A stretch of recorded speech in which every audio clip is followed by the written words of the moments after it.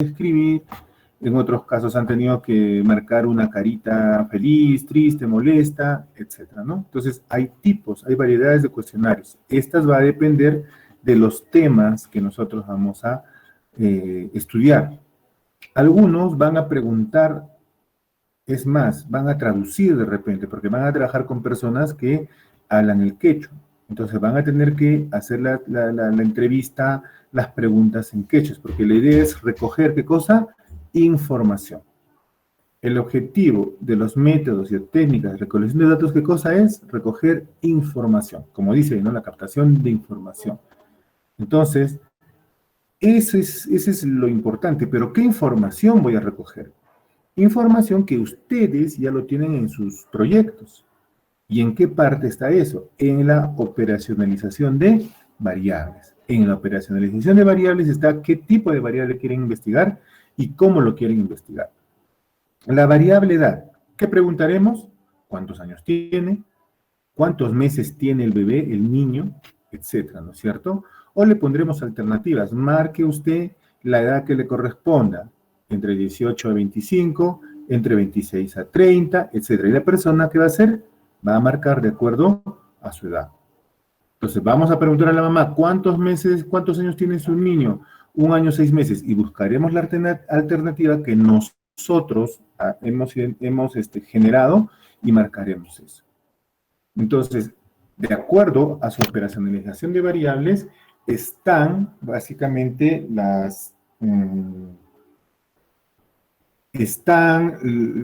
generación de los instrumentos. Va a estar la generación de los instrumentos. Entonces, dice, métodos y técnicas de recolección de datos. Entonces, es el proceso de captación de información. En esa se va a describir el procedimiento que se seguirá para obtener la información necesaria para la contrastación de la hipótesis y para alcanzar los objetivos del estudio. ¿No es cierto? En algunos casos, como les decía, vamos a preguntar a personas. En otros casos no, porque de repente mi tema está relacionado a, por ejemplo, ¿cuántos casos hubieron de COVID en el distrito de Ayacucho? ¿Dónde voy a ir? ¿No? Al hospital COVID. ¿Y dónde voy al hospital COVID? Al área de estadística. Y me van a entregar información. ¿Cuáles fueron los síntomas más frecuentes de estos pacientes con COVID? No los voy a poder encontrar. Es más, no los puedo entrevistar porque hay un riesgo, ¿no es cierto? Entonces, ¿qué voy a hacer? Buscar las historias clínicas. Y a partir de eso yo tendré mi instrumento, ¿no es cierto?, de recolección de datos. Yo no le voy a preguntar a la historia clínica, oye, historia clínica, dime los datos. No, nada. Voy a generar una ficha de cotejo en la que yo voy a escribir síntomas, diarrea, tos, fiebre, etcétera, ¿no es cierto?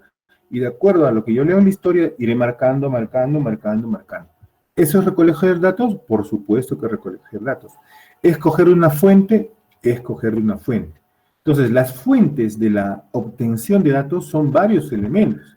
Pueden ser las personas, pueden ser las historias clínicas, pueden ser las historias clínicas, como les decía, un cuaderno de apuntes, el cuaderno de la emergencia, ¿qué otros elementos? Vamos a encontrar muchos elementos. El acompañante del paciente, ¿no? Mi tema es sobre niños, la mamá, el papá, porque a ellos les voy a preguntar, ¿no? Entonces, vamos de acuerdo a nuestro tema, conforme vayamos haciendo las prácticas con ustedes, vamos a ir, no descubriendo, ¿no? Porque no hay que descubrir nada. Vamos a ir identificando, esa es la palabra, vamos a ir identificando cuál va a ser su fuente, de dónde se va a recoger la información, de dónde se va a recoger qué cosa, los datos.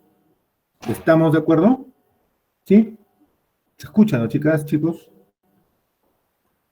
Sí, profesor, sí se escucha. Excelente. Sí, profesor. Bien. Bien, estamos bien entonces. Entonces, Sí, profesor. ¿qué métodos y técnicas hay de recolección de datos? Una, por ejemplo, que es importante, es la observación. Ese registro visual de lo que ocurre en una situación real, dice, no es la observación. O sea, yo observo, yo identifico. Por ejemplo, si mi tema es de bioseguridad, miren, mi tema es sobre Cumplimiento de las medidas de bioseguridad por el profesional de enfermería en la atención del usuario. Muy bien. Cumplimiento de las medidas de bioseguridad en la atención del usuario. A ver, vamos a empezar. Voy a ver, recordarme de algunos nombres de ustedes. A ver, lo voy a dejar por ahora tranquilo a Brian, porque es el delegado. A María también, pues son los delegados, ¿ves? Por ser delegados tienen esa cierta, ¿no? Cierto beneficio. Ay, nombres. Apellidos. A ver, Sara, ¿está Sara Puga? Profesor, buenas tardes. Hola Sara, ¿cómo estás? Muy bien, nos vas a ayudarnos a todos. A ver, el tema de investigación dice que es medidas de bioseguridad del profesional de enfermería en la atención del usuario. ¿Ok? Entonces, ¿qué técnica voy a utilizar? La observación, porque yo necesito ver si el personal de enfermería cumple o no con ¿qué? Sara, por favor.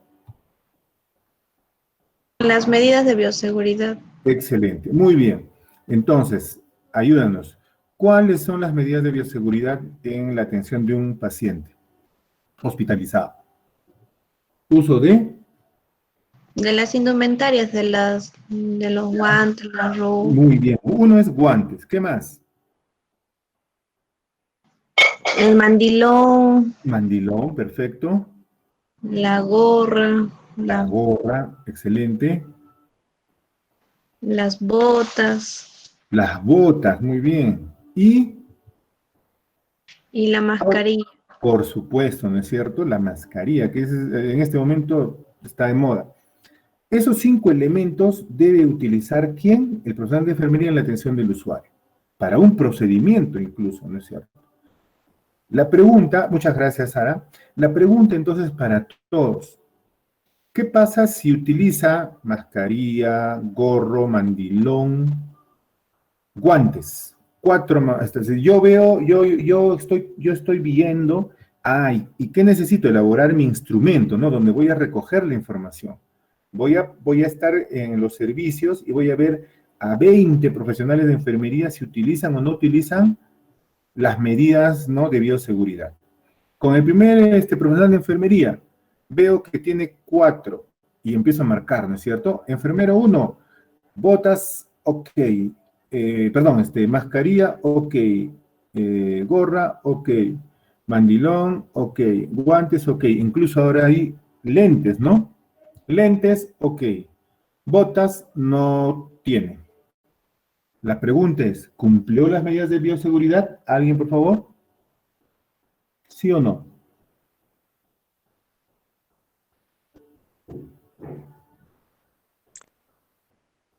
¿Alguien? No les estoy No, viendo, ¿eh? profesor. No cumplió, por supuesto. En estos casos, yo no puedo decir cumplió mayoritariamente, cumplió poco, el cumplimiento fue mediano, fue medio, alto, medio, bajo, no puedo decir. Entonces, de acuerdo también a su marco teórico, hay algunos elementos que van a ser o sí o no, simple, no hay más. Pero le faltó un hito, no, ya se rompió esa medida. Pero si yo, por ejemplo, quiero evaluar el nivel de conocimiento de los estudiantes de la serie 400 del curso de investigación en salud 2, entonces voy a evaluar, ¿no? Ahí sí puedo poner niveles, ¿no? Nivel alto, nivel medio, y ahí me quedo, porque ustedes son unos tromes, ¿no? Yo no voy a poner bajo, eso está de más. Entonces, van a haber niveles, ¿ok? Entonces, ahí sí, pero ahí voy a utilizar la observación, no creo, voy a utilizar otra herramienta, que voy a utilizar la entrevista. ¿No es cierto? Por ejemplo, ya le preguntaba a Sara, yo sé que, y me ha respondido muy bien, por lo tanto, 5 puntos más en el curso de médico quirúrgico, voy a sugerir a la profesora. ¿Ok? En esa lógica se dan cuenta, ¿no? Entonces, estamos viendo que la observación es una forma de recoger la información. Esa es la técnica. El instrumento de la técnica de la observación, o mejor dicho, claro, el instrumento, el elemento que me va a ayudar a observar va a ser la ficha de cotejo. Ese es el instrumento básicamente para la observación. ¿Están tomando notas, ¿no, chicos? Entonces, como dice, y se requiere de mucha habilidad y agudeza. En algunos casos, hay investigaciones donde uno tiene que estar muy viendo incluso aspectos subjetivos de las personas. Por ejemplo, cuando yo hago una entrevista, ahí va a haber un mix de técnicas, la observación y la entrevista. Entonces, ustedes ven de repente, y en esos casos, ustedes habrán visto en las noticias cuando hacen las entrevistas o las investigaciones periodísticas, y dicen, no, miren cómo se agarra la ceja, cómo se agarra el mentón, eso tiene un significado, etcétera, ¿no? Aparte de la entrevista. Entonces, esos elementos son importantes, ¿no? La observación, miren, debe ser planificada, los que recogen la información deben tener destreza, habilidad, algunos errores que pueden haber es los observadores. Si el observador no está bien capacitado, ¿no es cierto?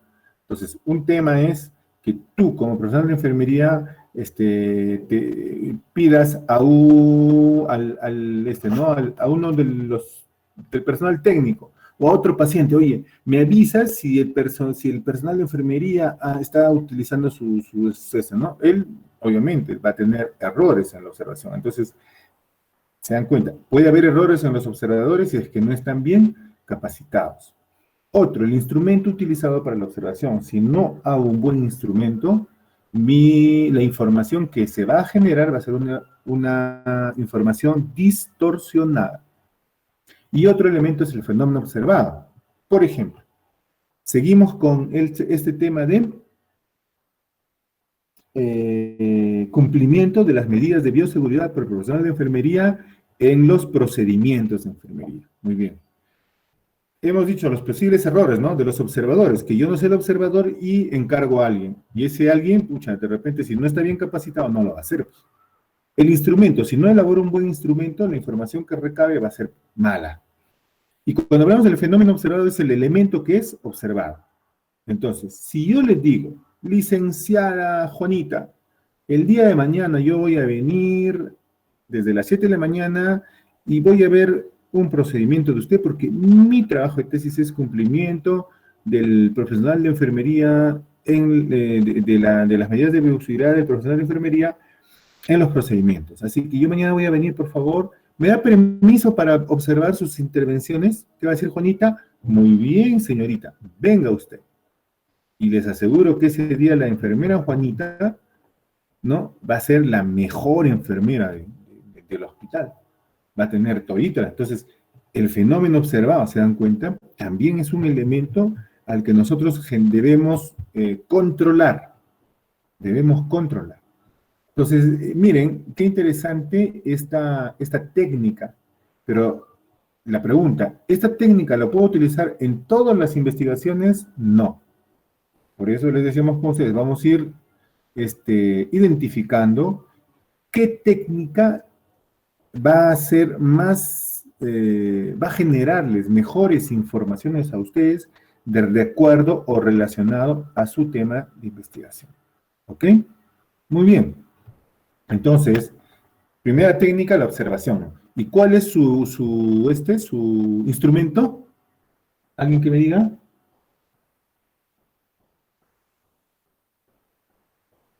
La ficha de cotejo. La ficha de cotejo. Muy bien. ¿Quién contestó? Yo, profesor. Ya sé que eres tú, pero nombre y apellido completo, por favor, que no las veo. Cris Gangana, profesor. Ya, Cris, muy bien, Cris, excelente, estás muy atenta. Muy bien. Continuamos, la entrevista. Entonces, miren, estas son las dos más grandes técnicas, ¿no? La primera es la observación y la segunda es la entrevista. Es la comunicación interpersonal entre el investigador y el sujeto de estudio, a fin de obtener respuestas verbales a las interrogantes planteadas. Sobre el problema planteado es más eficaz ya que permite obtener una información más completa, ¿no es cierto? Ok. ¿Qué ventajas hay? Es aplicable a toda persona, siendo muy útil incluso en analfabetos, en niños, ancianos o personas con limitaciones de orden físico.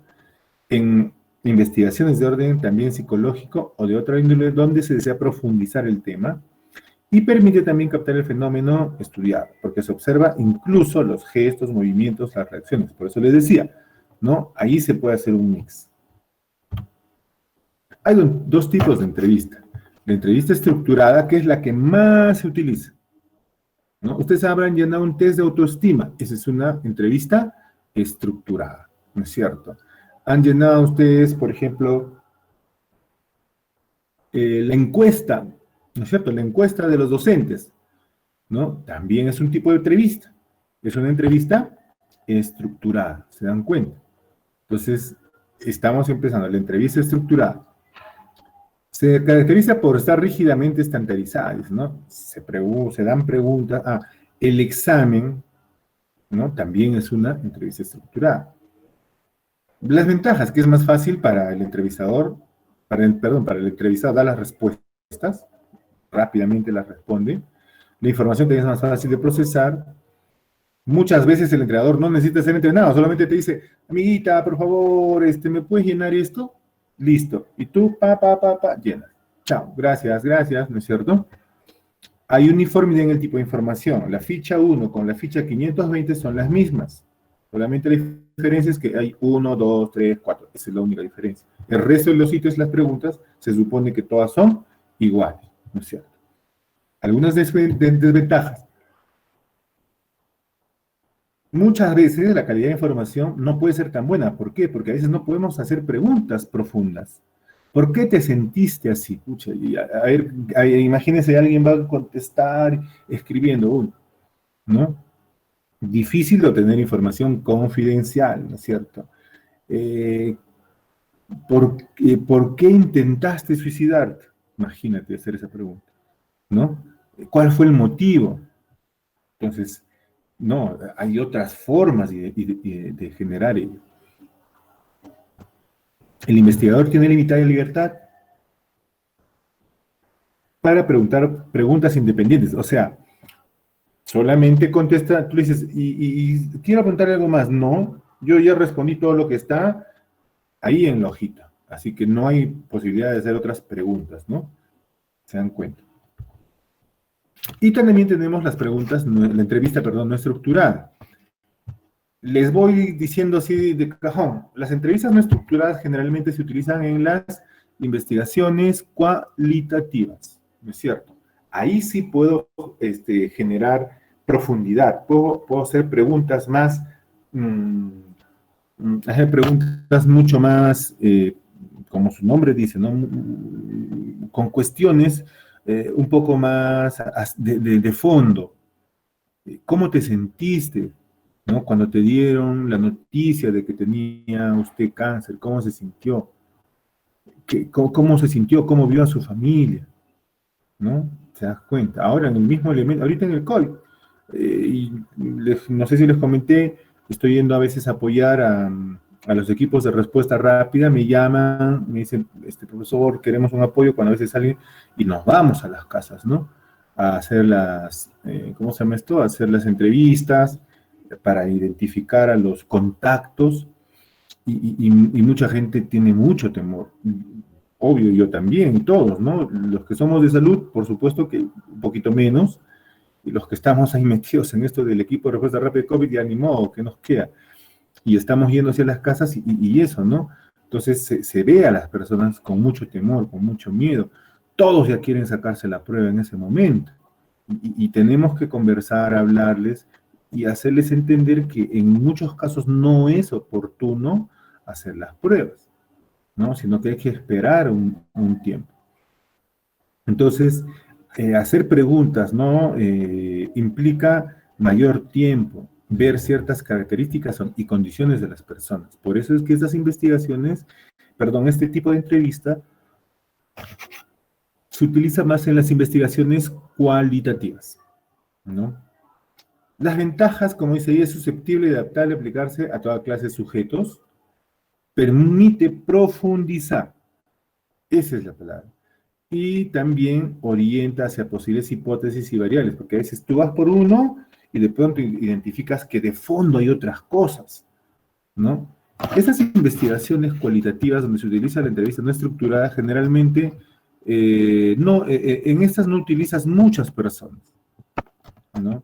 Si yo quiero saber, por ejemplo, y utilizo una entrevista estructurada, un cuestionario ya con 10, 15 o 20 preguntas, ¿no es cierto? Así para marcar verdadero, falso, A, B, C, etcétera, con alternativas, puedo hacerlo, ¿no es cierto?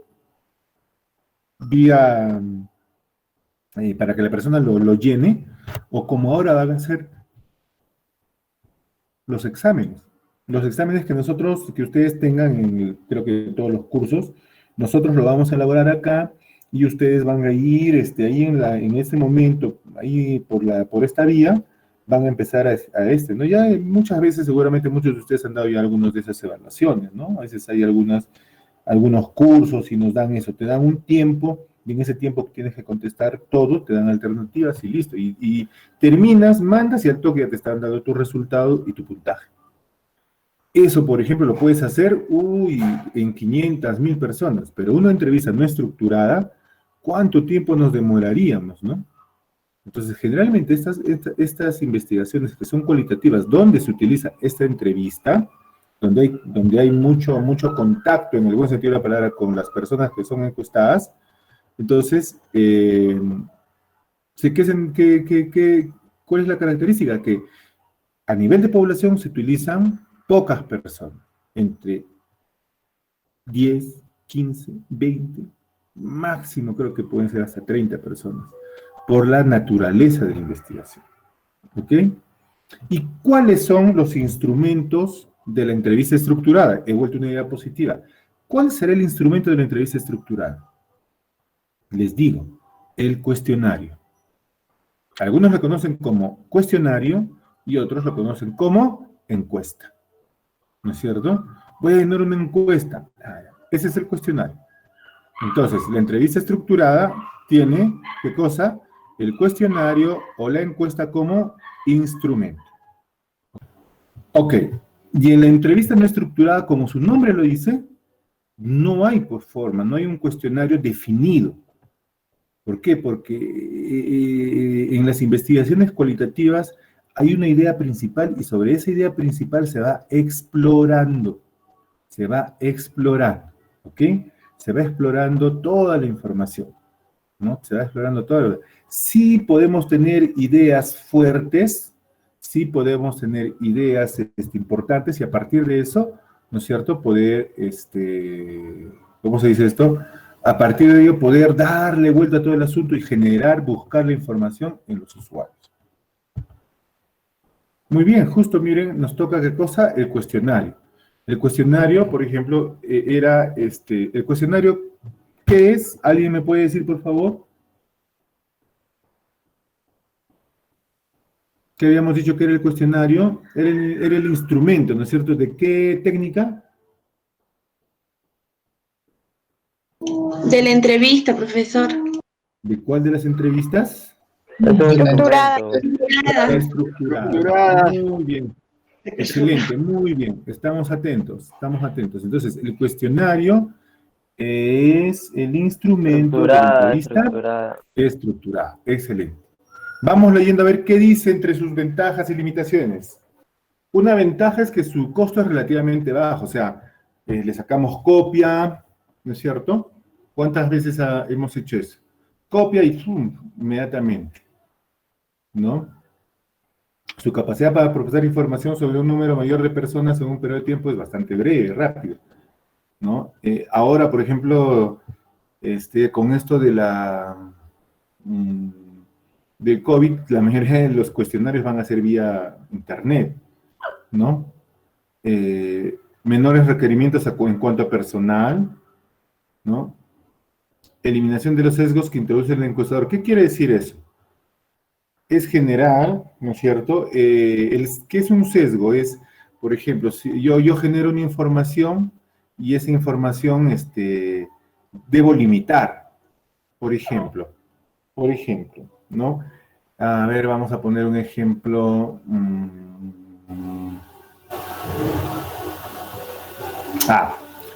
Nos recordamos de la investigación en la que decíamos que queríamos saber si las medidas de bioseguridad, ¿no? eran o no cumplidas por el profesional de enfermería. Y de repente no ponemos las alternativas adecuadas, ponemos solamente casilleros. Entonces decimos, señor profesional de enfermería, las medidas de bioseguridad que usted considera son, le ponemos 2 puntos, y cada uno, y no le ponemos las alternativas de repente, ¿no? Entonces el profesional va a poner de acuerdo a su experiencia. Yo obviamente voy a calificar, pero en cambio si yo le pongo las alternativas y ellos va marcando, estoy minimizando ¿qué cosa? El riesgo de sesgo. Estoy minimizando esa condición. A eso se refiere cuando hablamos de eliminar los sesgos que introduce el encuestador. Entonces, también yo alguna vez sí me recuerdo que les comenté una experiencia cuando fuimos al penal y queríamos saber si las personas que estaban en el penal tenían más o menos depresión. Y la lógica era que aquellos que están más tiempo tienen más depresión que aquellos que están menos tiempo, ¿no? Habíamos creído nosotros que aquellos que recién estaban tenían más ansiedad y otras cosas, pero no encontramos eso. ¿Por qué? Porque nosotros no habíamos calculado que esta persona X que creíamos que iba a tener depresión porque ya tenía mucho tiempo, había recibido el día anterior a la encuesta una noticia buena. Entonces ya no estaba deprimido. Entonces, eso es un sesgo, ¿no? Entonces, ¿yo qué tenía que haber hecho? Eliminar ese sesgo y decir, entran a mi estudio todos aquellos que durante por lo menos una semana no hayan recibido visita. Entonces, de nadie, ni de su abogado, ni de su familia.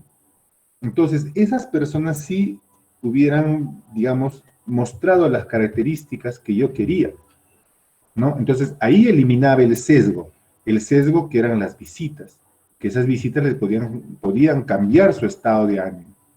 ¿Se entiende? ¿No es cierto? Entonces, a eso se refiere sesgo.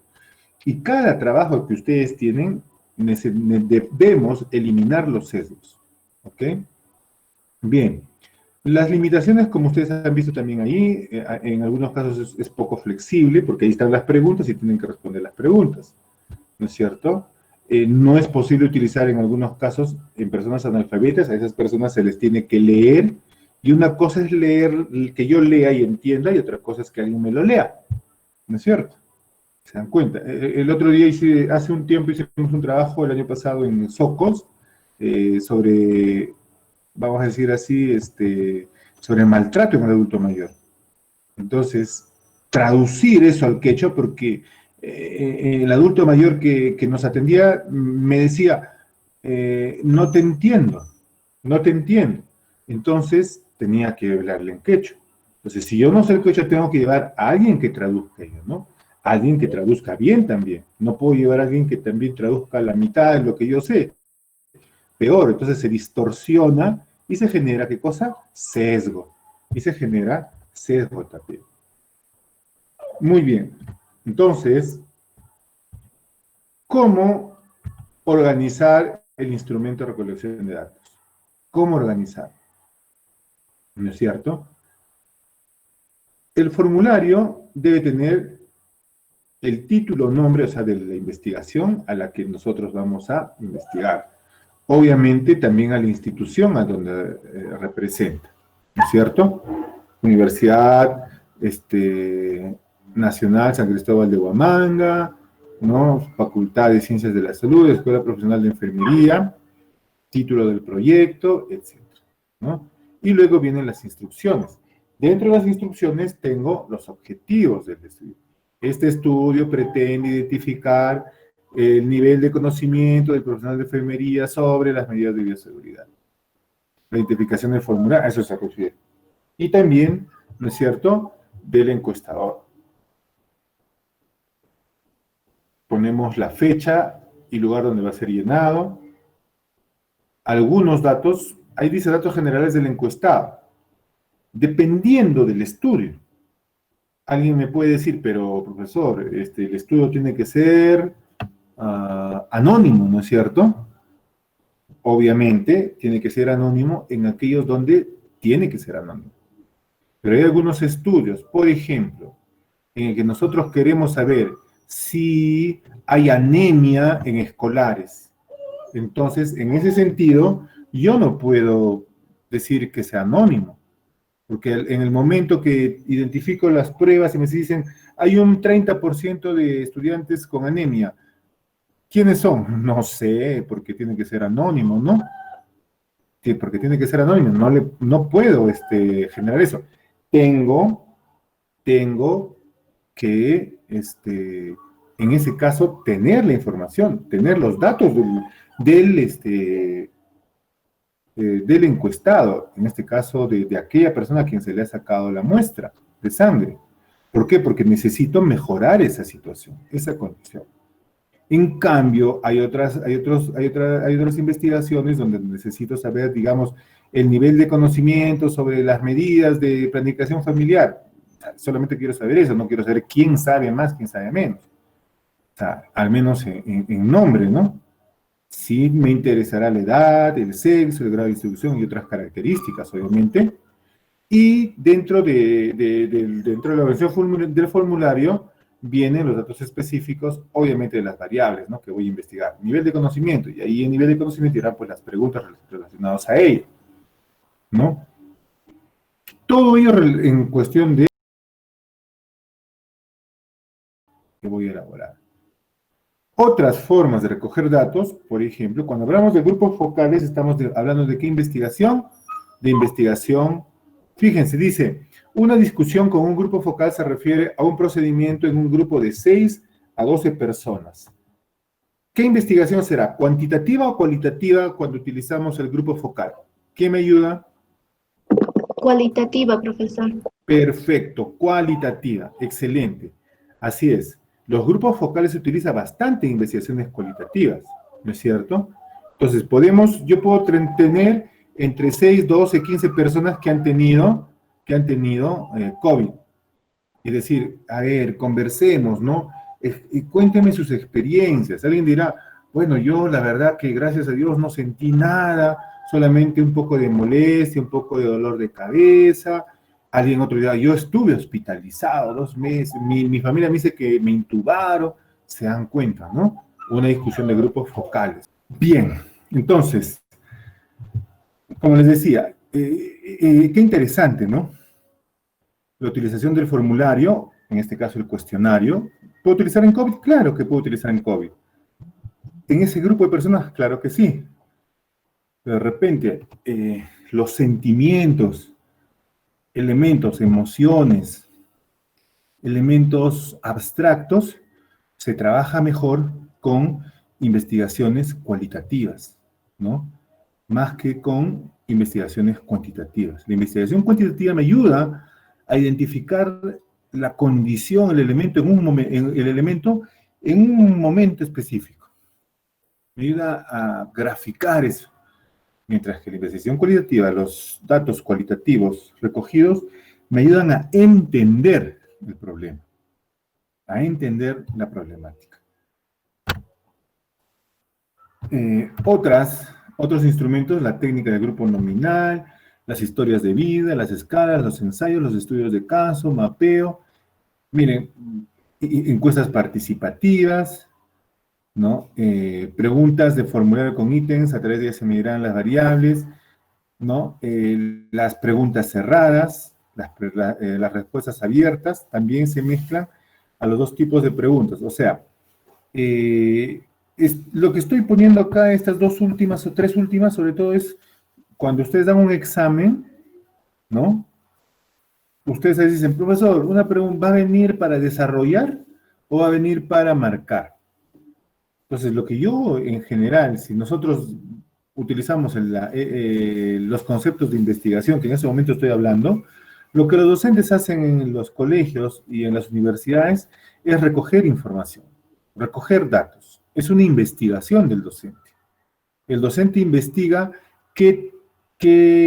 varias cosas, qué tan capaces está enseñando, por ejemplo, investiga qué tal capacidad tienen los estudiantes de entender el tema, investiga en qué aspecto los alumnos han entendido mejor, investiga en qué aspectos los estudiantes tienen más dificultades de entender, ¿no? Porque a partir de ello identificamos, de acuerdo a sus respuestas, ¿no? Identificamos en qué áreas están fuertes cada uno de ustedes y en general como grupo, y en qué áreas hay que de repente hacer un repaso, otra vez repetir la información, porque uno se da cuenta de que de repente no, las respuestas que han dado no son las correctas. Entonces yo como profesor digo, uy, no me han entendido, ¿qué pasó? Es una investigación, también es una investigación. Recogemos información, procesamos esa información y a partir de eso generamos conclusiones. De eso se trata. Algo así ustedes van a hacer, pero no desde la parte punto educativo, ¿no? Sino desde un elemento, desde sus investigaciones. La redacción de las preguntas es variable, ¿no es cierto? Dependiendo los temas de investigación. Pero eso sí, debe haber premisas, como las que se están hablando. Debe ser redactado lo más claramente. El lenguaje simple y comprensible. Las preguntas deben ser claras, o sea, específicas, al punto, como quien dice, ¿no? La pregunta debe formularse neutralmente e imparcialmente, o sea, no generando ya una respuesta anticipada, ¿no? Las preguntas, por ejemplo, eso es ya me recordé, de las preguntas deben formular neutralmente o imparcialmente. ¿Ustedes han rotado por emergencia? ¿Alguien, por favor, que haya rotado por emergencia? Sí, profesor. Ya, ¿cómo te llamas? ¿Quién es? ¿Con quién podemos saber compartir esto? ¿Quién? ¿Nombre y apellido? Andrés, profesor Ya, Andrés Guamán. ya, Andrés. Vamos ahí, contigo también para esto, por ejemplo, ¿no? Cuando hablamos de las preguntas deben formularse neutralmente e imparcialmente. Tú que has estado en emergencia. Yo vengo a la emergencia y te digo, licenciado, joven estudiante, de enfermería, quisiera, por favor, que me ayude. Entonces tú me dices, sí, señor, dígame, ¿cuál es el motivo usted de venir a emergencia 12 de la noche? Y yo le digo, tengo dolor en el abdomen. ¿Ya? Entonces, tú que me estás entrevistando, ¿cómo me preguntarías, ¿no?, sobre el dolor? Así, neutral e imparcialmente. ¿Cuál sería tu pregunta?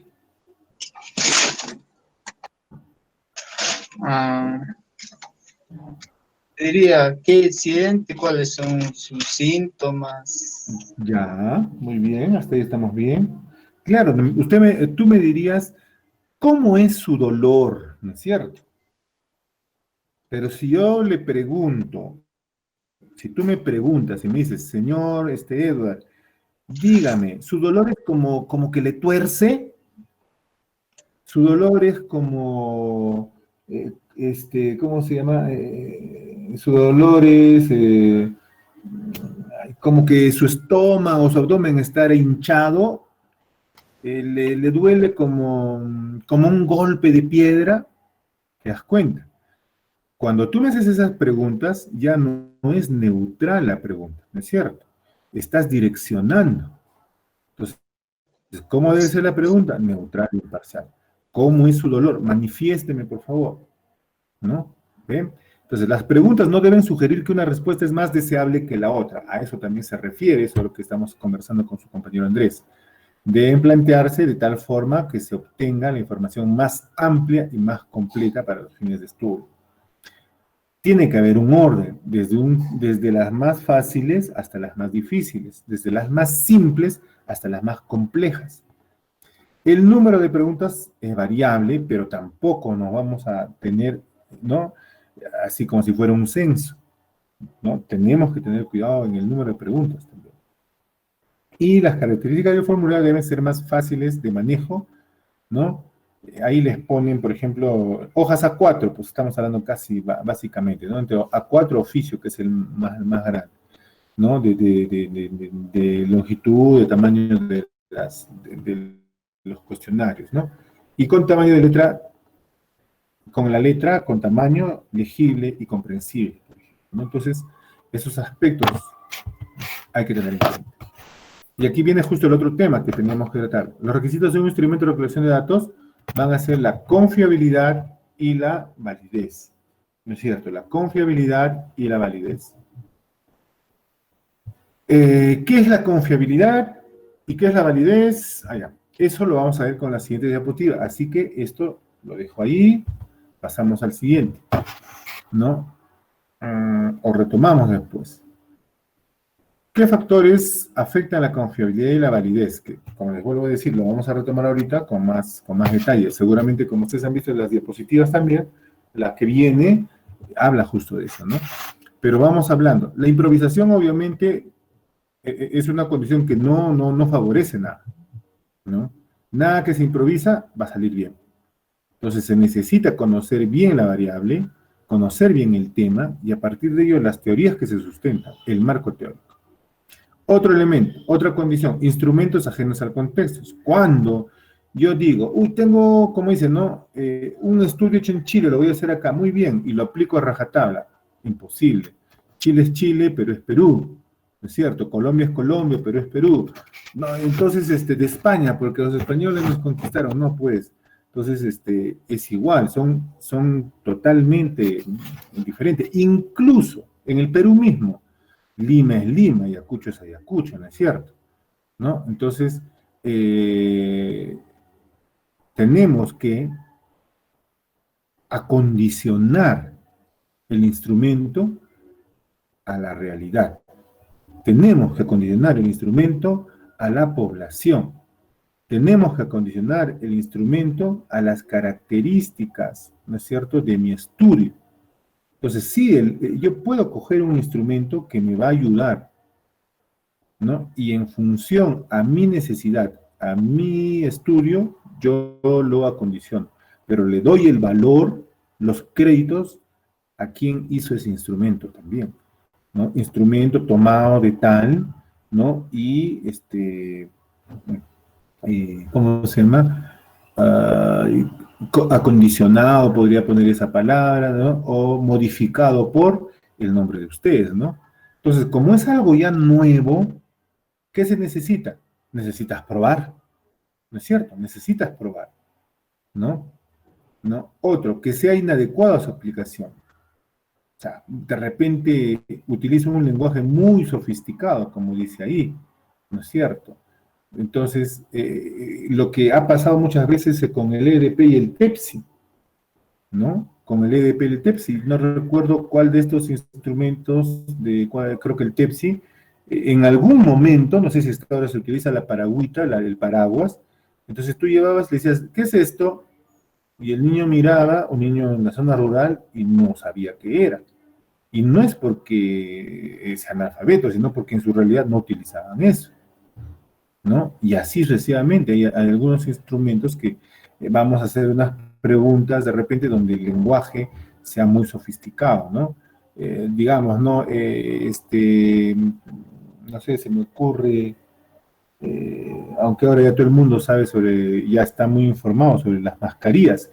Yo les aseguro que hace 4 o 5 meses preguntábamos sobre los tipos de mascarilla a las personas totalmente desconocían, ¿no?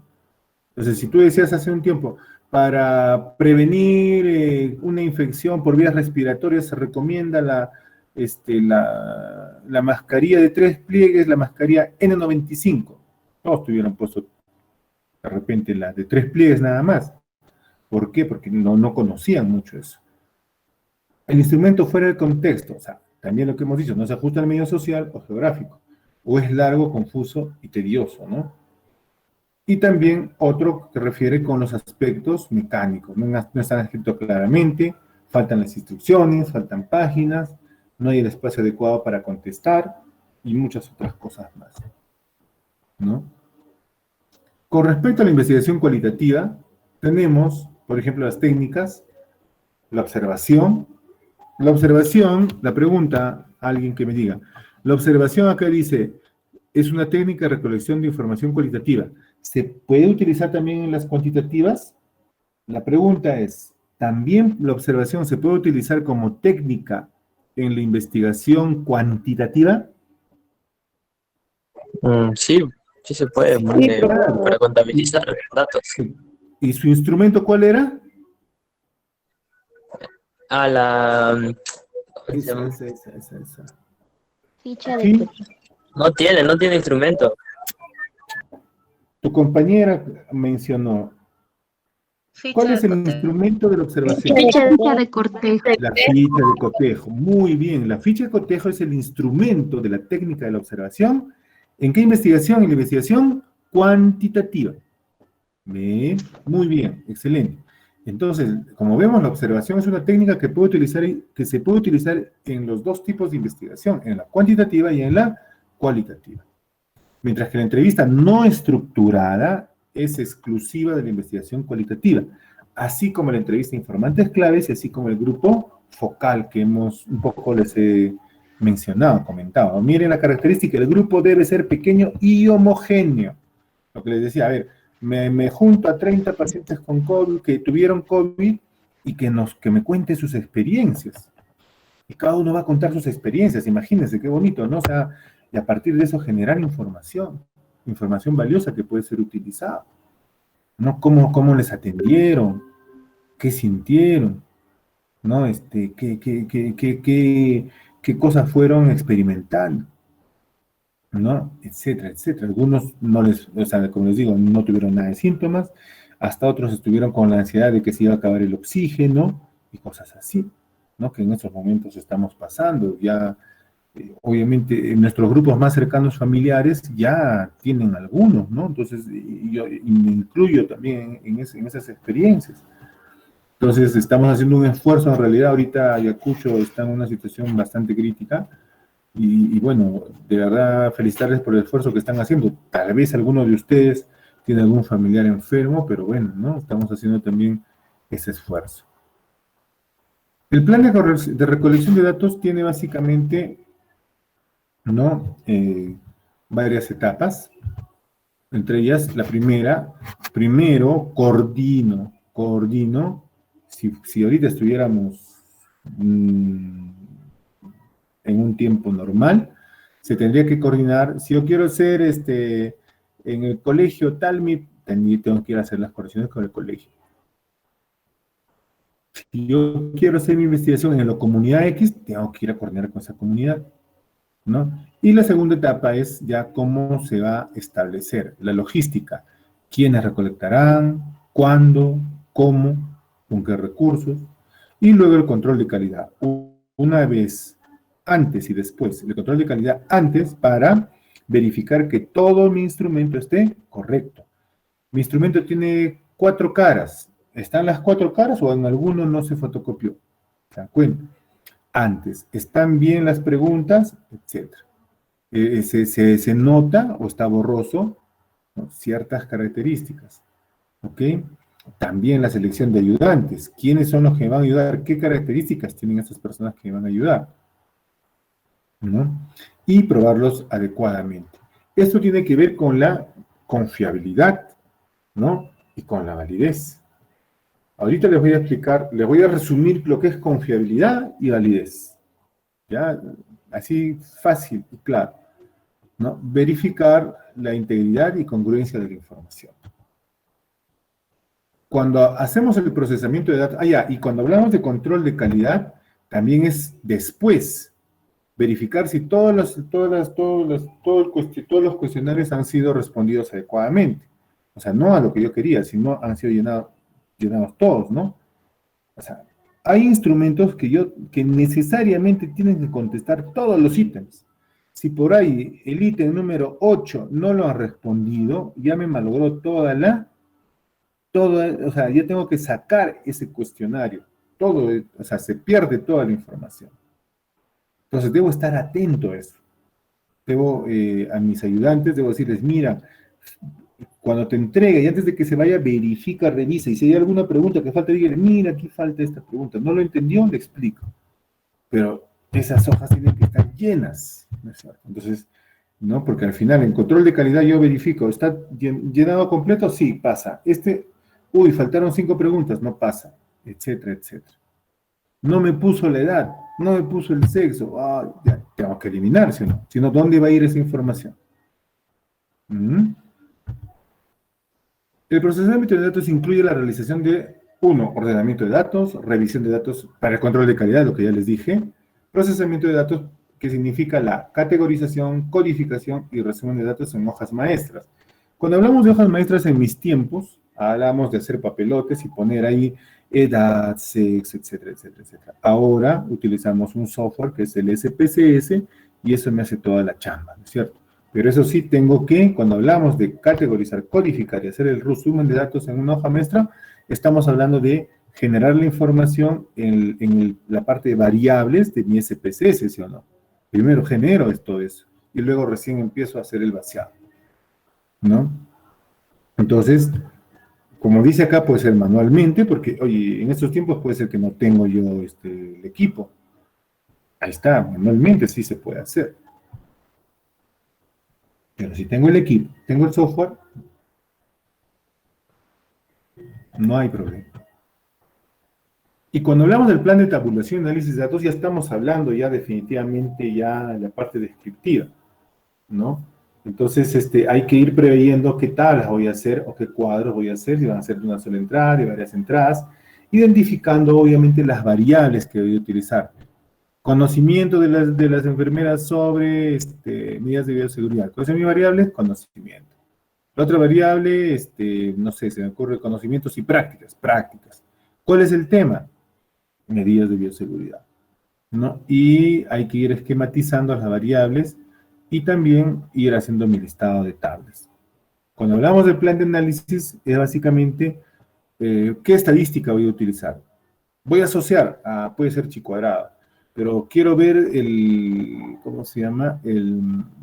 La fuerza de asociación, ¿no? O quiero ver, claro, la dirección de la asociación, si es una dirección, si la dirección es, o la asociación es directa, o indirecta, o inversa, entonces en función a eso, voy a utilizar qué estadística, ¿no? Puede ser chi cuadrado, para hacer asociación, para ver la fuerza de asociación, me parece que está el de Kramer, para ver si esa asociación es inversa o directa, estoy hablando de, ¿cómo se llama? Rod Spearman, ¿no?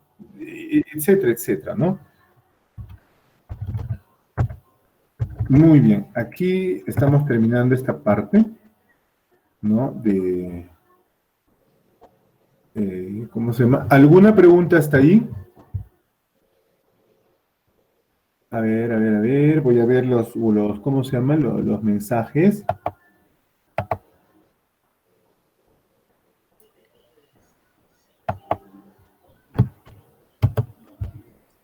Profesor, buenas noches. Sí, ¿qué tal? Buenas noches. Estoy viendo ¿Pueden hacer las preguntas, por favor, si tienen alguna pregunta, por el chat, para ir avanzando? Ajá. Muy bien, ¿desde cuándo comenzó el dolor? Claro, está bien, ¿no? Muy bien. Brian, Ponciano, escala de evaluación de dolor, claro, está bien, ¿no? Pero yo quería algo más esto.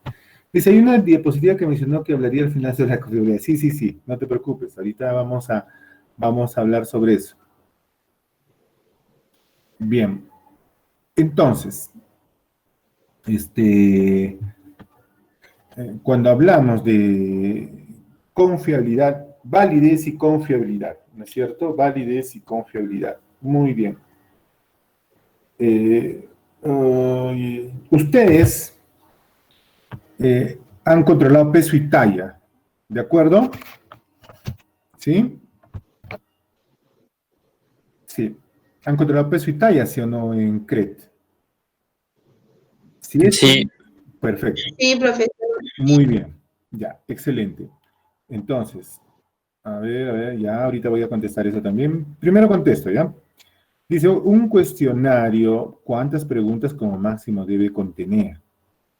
La respuesta sería las que deba tener. Las que deba tener. Si solo requiere de 10 preguntas, 10 preguntas. No se sientan mal. Si necesita de 30 preguntas, será pues de 30 preguntas. ¿Por qué? Porque de repente amerita esa condición. Obviamente no hay que exceder también demasiado, ¿no? Con preguntas muy ambiguas, tal vez. Entonces, yo te pondría dependiendo, ¿no? Hay instrumentos, o sea, por ejemplo, nivel de conocimiento. Dependiendo del tema, puedo poner 5, 10, 15 preguntas, hasta 20 preguntas, porque le estoy tomando un examen, nivel de conocimiento. ¿No es cierto? ¿No? Como quiera que cuantas más preguntas, tengo como que estoy explorando un poquito más, ¿no? Luego, cuando yo quiero saber la actitud, estoy hablando ya no de preguntas, sino de afirmaciones, y las afirmaciones, ya sean positivas o negativas, y que el encuestado va a tener que elegir entre 5 opciones, ¿no? Totalmente de acuerdo, hasta totalmente en desacuerdo. Y muchas veces eso me ayuda a tener un indicador. Y ahí sí, la recomendación, y ustedes lean, por favor, sobre ¿cómo se llama esto? Ay, siempre me olvido. Ustedes habrán visto cuestionarios sobre actitudes, ¿no? Las actitudes. Entonces, le ponen, por ejemplo,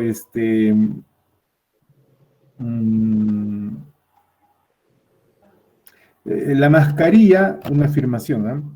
La mascarilla no me, la mascarilla de pliegue, de 3 pliegues, no me protege totalmente contra el COVID. Y me ponen las alternativas, totalmente de acuerdo, no sabe, no opina, en desacuerdo y totalmente en desacuerdo. ¿Ven? Eso se llama, lo voy a poner en mayúscula aquí en la escala, ¿no? La escala de Likert. La escala de Likert es es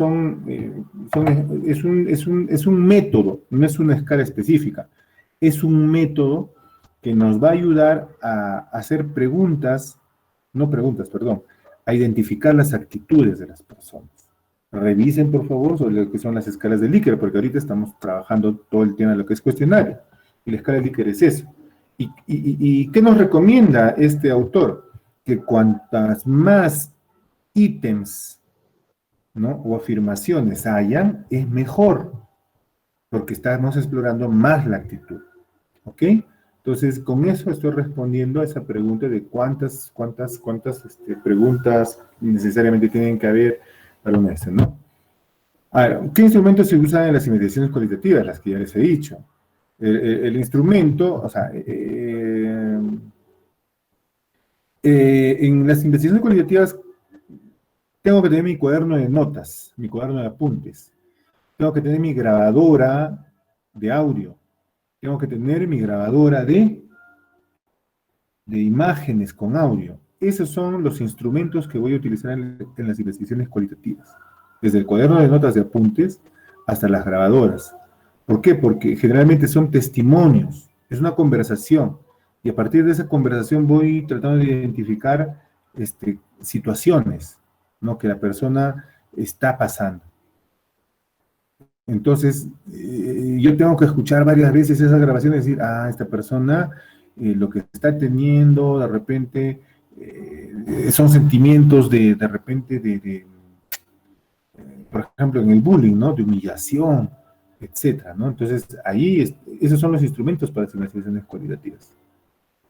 ¿Las preguntas ambiguas generan los sesgos? Por supuesto. Estoy totalmente... si es una afirmación tuya, Cusi, está muy bien, ¿no? Y si es una pregunta, sí, te digo que sí. Las preguntas ambiguas van a generar sesgos. Por supuesto que sí. Si yo hago una pregunta en general, y cada uno va a tener obviamente una información X, ¿no? Entonces, lo ambiguo me va a generar muchas respuestas y por lo tanto se genera sesgo. María, en caso que las personas no den una información verdadera, también se va a considerar sesgo. Por supuesto que sí, María, porque hay que ser, muy cuidadosos al elaborar el instrumento. Mucho antes de eso hay que ser muy cuidadoso en elaborar el proyecto. ¿No? Si yo voy a hacer mi proyecto de investigación sobre, ¿cómo se llama? De repente sobre el aborto, Yo no puedo preguntar, ¿no? O sea, ¿abortaste? ¿Sí o no? ¿Y cuál fue el motivo? ¿No? Muy directo, muy fuerte, hasta para preguntar a un adolescente o a un joven, ¿utilizas algún método de planificación familiar? Te van a decir, no, no, nunca, jamás. ¿Qué es eso? Van a responder.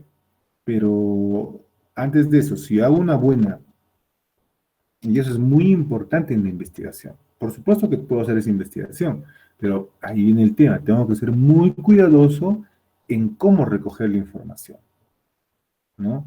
Entonces, tengo que tener, por ejemplo, generar la posibilidad de confianza con las personas a quienes voy a investigar. Uno, dos, hacer una buena recomendación y pedir de la mejor forma que haya responsabilidad y que haya veracidad en las respuestas a las preguntas. ¿Cómo le garantizo eso? Con el anonimato, ¿no? Garantizando, ¿no es cierto?, la confidencialidad. Entonces, ese dato de que, señor, por favor, le agradeceré que responda con la mayor sinceridad, nosotros estamos garantizando la confidencialidad. Este es un tema importante y su ayuda es valiosa. Entonces, eso ayuda también bastante, ¿no es cierto? La escala de Likert es una encuesta con caritas, tritas y felices, parecida, muy parecida. Esa es la de Goodman, es la de los gestos, la de las características. También hay otra escala que es numérica. Creo que la del dolor, creo que va por ahí, ¿no? Dígame del 1 al 10 su dolor, ¿no? Entonces dice, señorita, está en 8, etcétera, etcétera, ¿no? Entonces hay escalas numéricas. Esta de Likert, le digo, viendo afirmaciones, y esa es la de las caritas que me parece que es la de Goodman, me parece. ¿Cómo saber si esa información es verdadera o falsa? Creo que eso no se sabría o sí. ¿Respecto a qué? No entiendo. ¿Cómo saber si la información es verdadera o falsa? O sea, te refieres o sea, hay que confiar. Uno es la confianza. Dos es cómo planificamos la obtención de datos. Como si planificamos adecuadamente, puede haber que haya sesgos pequeños de repente, pero para ello también tenemos que tener esa capacidad, ¿no? Para poder ir generando la confianza.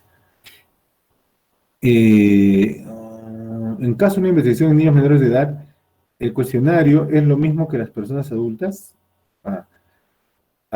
¿Cómo se llama? Es relativo eso. Generalmente, o sea, tú puedes preguntar a los papás, ¿no? Por los niños, no necesariamente a los niños nada más. Es más, yo creo que ni a los niños de menores de 3 años vas a poder preguntar, ¿no? De repente, cada qué tiempo le da de lactar, cada qué tiempo hace jugar al niño, entonces estamos viendo lo que es crecimiento y desarrollo o estimulación temprana. Entonces, generalmente las preguntas son a los padres, no a los niños, ¿no? Generalmente es a los padres, no a los niños.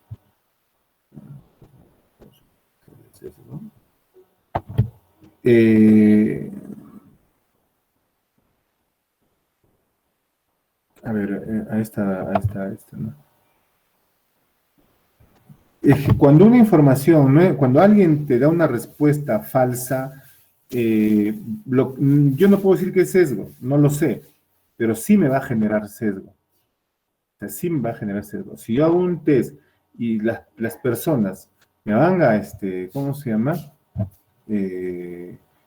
Contestar como quieran, por supuesto que me va a generar sesgo.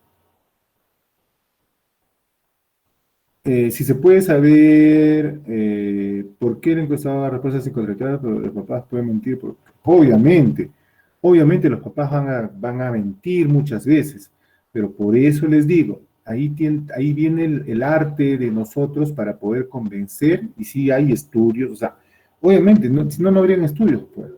Tenemos que tener la capacidad suficiente para poder convencer y demostrar que la información que ellos va a ser valiosa. ¿Para quién? Para ellos mismos.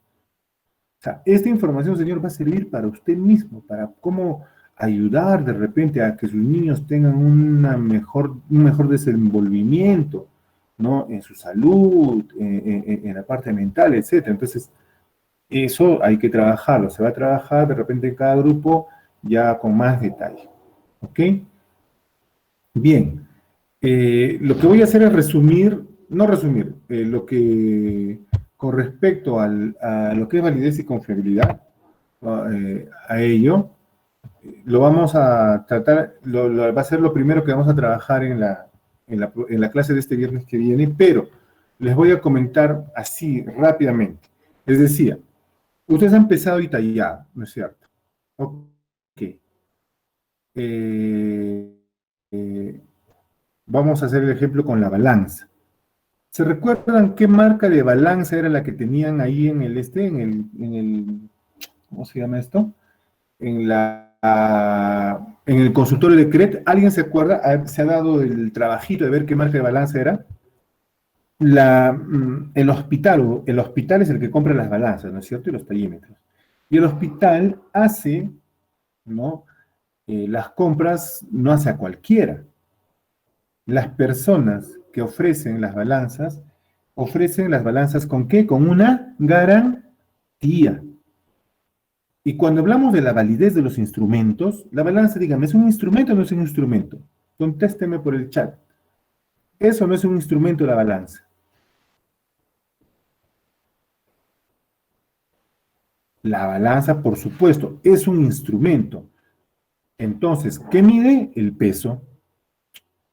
Muy bien. Cuando hablamos de validez, estamos hablando de la garantía, en otras palabras, de la balanza. ¿Ok? Estamos hablando de la garantía.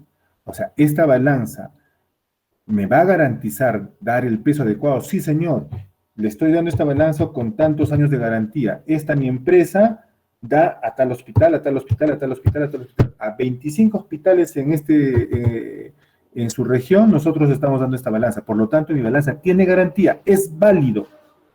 Cuando hablamos entonces de validez, ¿hablamos de qué? De garantía. Por eso es que la validez se hace generalmente con juicios de expertos. Yo llevo mi instrumento ante un experto y le digo, dime, mi instrumento va a medir lo que yo quiero medir, y el experto ve mis objetivos, ve tal cosa, y dice, sí, tu instrumento va a medir. O sea, ¿qué te da? Garantía. Porque esa persona es un experto, ¿no es cierto? Entonces, puedes tener 5, 6, 7 expertos que te lo van a validar. Entonces, te das cuenta, a eso se llama la validez, es que tu instrumento tenga la garantía. ¿Y de qué hablamos cuando hablamos de la confiabilidad? Cuando tú te pones a la balanza y tú ves tu peso y tú dices, oye, pero si yo, que me acuerde, pesaba 57 kilos y ahorita me estaba 67 kilos. Ah, entonces, ¿de qué estamos hablando? Cuando tú vas a pesar a un niño o a una gestante, etcétera, en la balanza, ¿qué haces lo primero con la balanza? Ajá, mira, Cusi me dice, profesor, esas balanzas son calibradas. Uy, habló de una, ya, Cusi, Urpi González, ¿no? Muy bien. Entonces, son calibradas. Entonces, cuando hablamos de la calibración, estamos hablando ¿de qué? De la confiabilidad. ¿Qué hago a cada momento, para ver si la balanza está o no está calibrada? ¿Cómo yo sé que una balanza está calibrada? ¿Cómo yo sé? Tengo a la mano un envase, digamos, ¿no? Se me ocurre, de arroz embolsado, ya esos empaquetados, marca, no sé, marca tal. Y ese arroz que está embolsado tiene un peso. ¿Cómo se llama? Esa balanza, perdón, ese envase, ahí me dice, pesa 800 gramos, ¿ok? Yo lo pongo en la balanza, ¿y cuándo debe marcar la balanza? 800 gramos, ¿no? Claro, ¿no? 1 kilo de azúcar embolsada, ahí dice 985 gramos, lo pongo en la balanza y la balanza debe decir igual. Efectivamente, entonces esas son formas de calibrar. Entonces, cuando hablamos de calibrar, estamos hablando de confiabilidad. Mi instrumento tiene que, ¿cómo se llaman?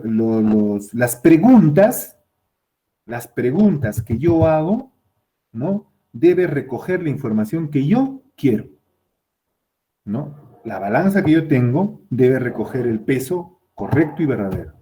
El instrumento, mi encuesta, mi cuestionario que yo tengo, esas 20 preguntas, esas 30 preguntas, esas 15 preguntas debe recoger la información que yo quiero. Jóvenes, eso es validez y confiabilidad. ¿Se entendió? Sí, profesor. Sí, profesor. ¿Sí? Muy bien. Eso mismo que les estoy explicando ahorita, con más detalle lo van, pero, o sea, se dan cuenta, no es nada del otro mundo, es fácil. Es fácil, sino que se utilizan otras cositas estadísticas para poder entender, digamos, sino para mejorar la información sobre todo de la confiabilidad, ¿es cierto? ¿No? Sobre todo Profesor, ¿nos podría decir otro ejemplo, por favor? Otro ejemplo, a ver. Validez y confiabilidad. Instrumentos, a ver, ¿qué otros instrumentos podemos tener? Ya. El tensiómetro, ¿ok? El tensiómetro.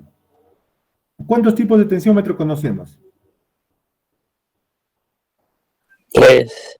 3, muy bien. ¿Y cuál es el que mide más exactamente la presión arterial? De mercurio. El de mercurio. ¿Quién lo dice? El profe Edward. No, Yo. mentira. ¿Quién lo dice? A pesar de que ahorita la Organización Mundial de la Salud está vapuleada por el tema del COVID, ¿quién dice que la de mercurio es la mejor? Es la Organización Mundial de la Salud. Es un ente, ¿no es cierto? Muy bien. Entonces, ¿por qué? Porque había investigaciones. Y esas investigaciones le dan el valor, la garantía de que ¿cómo se llama? De que ¿cómo se llama esto? De que el tensiómetro de mercurio es la que mide los valores más exactos. ¿No es cierto? Entonces, a la pregunta de la señorita, la validez del instrumento, en este caso, ¿qué mide el tensiómetro? La presión arterial. ¿No es cierto? Es un instrumento que va a medir la presión arterial. Yo debo buscar que el instrumento sea el mejor, que mejor información me dé. Entonces busco el mejor. ¿Y cómo busco el mejor? ¿No es cierto? Busco la información. Me dan 3 y yo digo, ¿cuál es el mejor? Empiezo a buscarlo, la información, y encuentro que ha habido estudios, ha habido condiciones, y un ente que tiene valor mundial me dice, esta es la mejor. Y si la OMS me dice, esta es la mejor, ¿yo voy a utilizar otra? No, pues. Porque yo en mi investigación voy a decir, utilicé el tensiómetro de mercurio, porque según la ficha técnica es el mejor. ¿Sí o no? Esa es validez. Esa es validez. Y cuando yo hablo de la confiabilidad, ¿qué hacen ustedes antes de medir la presión? Verificamos, ¿no es cierto? No es el que por ahí tenga un huequito o el S de mercurio esté roto. ¿Sí o no?